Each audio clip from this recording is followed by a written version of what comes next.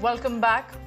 And today is a somber day as we are getting you all the live pictures from the Congress headquarters here in the national capital, where the former Prime Minister Dr. Manmohan Singh's mortal remains have been kept for the party workers and the leaders from across the nation who have arrived here in Delhi to pay their last respect. Those are the visuals on your screens right now. The family of Dr. Singh is present over there. The Congress President Mallikarjun Kharge, the Congress Parliamentary Party Chairperson Sonia Gandhi have also come forward and paid their last respect, and the leaders from across the nation have arrived here for Dr. Singh's final journey. And I'm right now joined by our guest this morning. Dr. Uday Nirurgar is already there with us, who's a senior journalist. I'm also joined by senior journalist Madhava Narayanan. Good morning, sir. Thank you so much for taking our time and joining us over here, Mr. Narayanan. I'll take the first few lines from you, Mr. Narayanan. How do you remember Dr. Singh? You have seen his stint not only as the Prime Minister, but somebody in the public life, somebody who was reticent, somebody was a person of very few words. Do you think he ought to be celebrated a lot more when he was alive and he did not get that due share?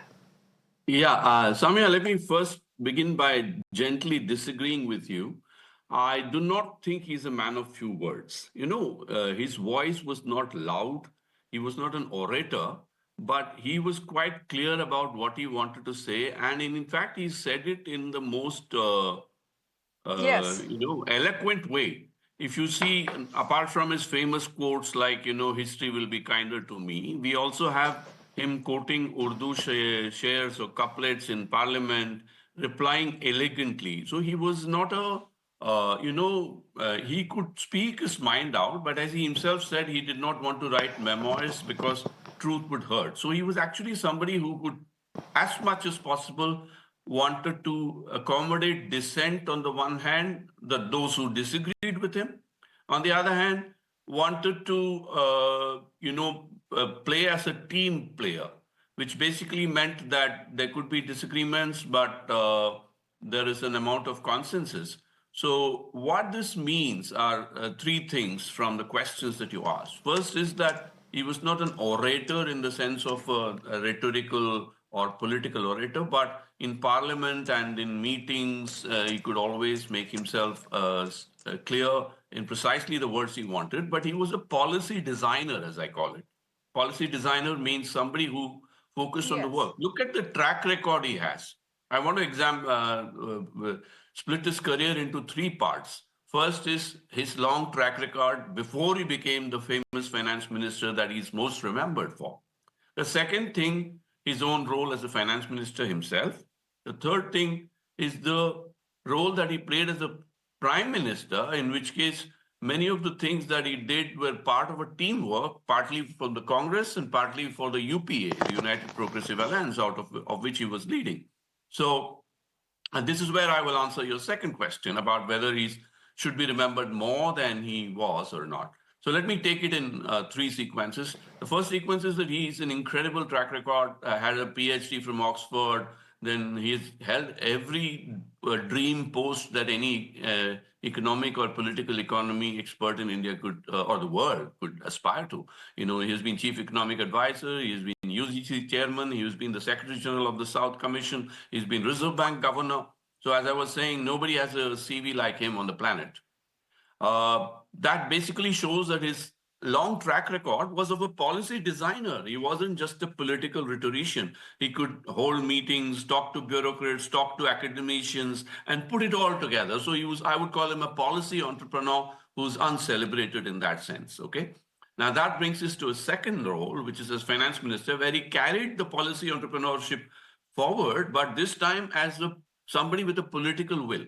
Now, we can argue whether it was Narasimha Rao who was mandating him because he was the prime minister and whether he was acting on his own, but he had his own set of advisors or colleagues like Monte Singh Ahluwalia.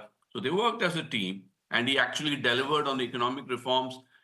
Just to quote an example from borrowing something like $200 million, $50 million from IMF to struggle for that to a place where India has individual billionaires today who are worth $40, $50 billion. This is what he sought the seat for that. So that is well remembered. So I don't want to dwell too much on that because there's too much of noise, rightfully deserved. But I, as a journalist, I want to focus more on his quiet work, which actually led to profound changes that is not being sufficiently appreciated. So let's shift to his third role as Prime Minister of Of India. course, Mr. Narayanan, I mean, his work spoke volumes. And I like to bring a little bit of an anecdote of sorts. Yesterday onwards, we have been on this coverage for Dr. Singh's life and legacy.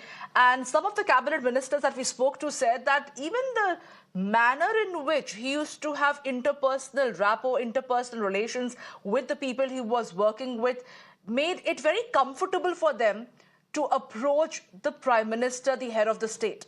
And like No, Mr. Nirurkar was also telling us, that this was a rare political decency that may be difficult to find in today's day and age. Are Mr. forget Narayanan, do about you agree with it? not only agree with it, I have personally been through it. I have only been a journalist and not a colleague or a minister. But I have interviewed him, a very disarmingly simple man. I have met him aboard his aircraft. I have traveled twice to cover G8 and G20 meetings with him. The last meeting was where I shook hands with him on board his own special aircraft when we were back from the G20 summit. He had a disarming style, and some of my close friends were advisors to him. So I have a lot of personal anecdotes and stuff that I know him to be somebody who could actually, he was you could call him a political CEO rather than a political or COO, if you will, Chief Operating Officer, because he was not even visible like a CEO. So but he had a sense of detail. That is very, very important to understand. And he had a sense of consensus. So people could actually air their opinion to him. And do you remember the famous episode where in JNU, uh, students waved black flags at him, and some students were rusticated by the JNU Yes. vice chancellor. The next morning, they got a call from the PMO saying, look, they have a right to disagree and dissent, so you can't rusticate them for this. So he was a Democrat at heart, and he went on to JNU to say that, to quote Voltaire, saying that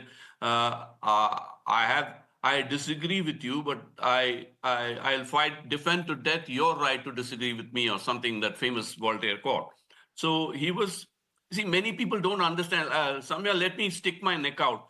For the past 10 years, we've been Mr. going through. Narayanan, I will have to interject over here, but I will take you on sharing a lot more anecdotes like this. It's time for a quick break, Mr. Narayanan and Dr. Nirudkar. I will come back to both of you. We're slipping into a short break right now. Kindly stay with us.